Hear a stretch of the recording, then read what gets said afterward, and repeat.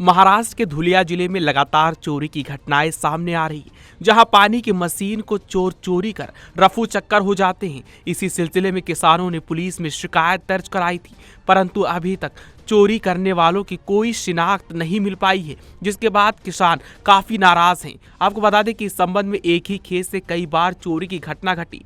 इस संबंध में पुलिस को कई बार शिकायत करने के बावजूद चोरों पर कार्रवाई नहीं होने से किसानों में काफी गुस्सा है। किसानों का आरोप है कि बिलाड़ी और नागांव समूह शिवार क्षेत्र के भगवान माली, अंबादास माली, नंदलाल पाटिल के खेत में लगातार 3 बार पानी की मोटर चोरी हो चुकी है, लेकिन पुलिस में शिकायत दर्ज कराने के बावजूद अभी तक पुलिस खेत तक नहीं पहुंची। किसानों का कहना है कि चूंकि कृषि के लिए पानी उपलब्ध कराने के लिए आवश्यक वाहन चोरी हो गए हैं, अब हम कृषि फसलों को पानी कैसे दे सकते हैं, ये सवाल अब किसानों के सामने खड़ा हो गया है। इसलिए किसानों ने अनुरोध किया है कि इन चोरों से तुरंत निपटकर पुलिस हर रात हमारे खेत पर गश्त करे। नाव नंदलाल ताराचंद पाटील, वाडी भोकर रस्ता आमचं शेत आहे, सायकिसन रस्ता। वारंवार वायरी मोटरी चोरीत होते आहे आणि चोरांपाशी हत्यार असतात सर। ते आम्ही काही रात्रीपाठ शेतकरी काय एवढं आहे नाही की हत्यार घेऊन त्यांच्या मागे पाठला करायचा। पोलिसांनी आम्हाला मदतच करत नाही, काय पश्चिम देवपूर पोलीस स्टेशन आहे, वारंवार त्यांना तक्रार दिली आहे आम्ही, तरी पण ते दखल काय घेत नाहीत। लवकरात लवकर दखल घेण्यात यावी आणि बंदोबस्त करावा त्यांच्या पोलिसांनी। त्यांचा रात्री हत्यार बी रात्री आम्ही येतो आणि इथं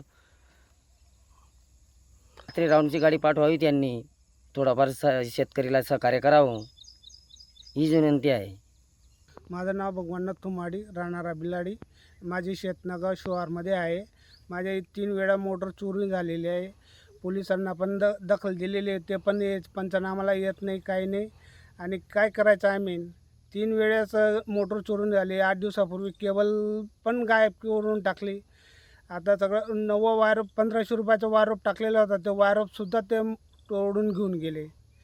आता आमचं काय हो सर, आता काय आम्हाला काय ते पोलीस लोकांनी थोडंसं मेहनत करायची ना, दखल घ्यायची ना, ते काय दखल घेत नाही, काय नाही। लवकरच्या लवकर हे करायला पाहिजे त्यांनी। आणि आम्ही कमीत कमी 3 वेळाच त्यांना पण हे केलं, तरी ते आज चौकशीला आलेच नाही अजून। आता पण तक्रार दिलेली आहे, ते पण अजून आलेलं नाही चौकशीला। काय करायचं आहे आता? आत्महत्या करायची पाहिजे एक शेतीमध्ये, काही एवढं पीक बरोबर नाही यावर्षी। काय करायचं काय?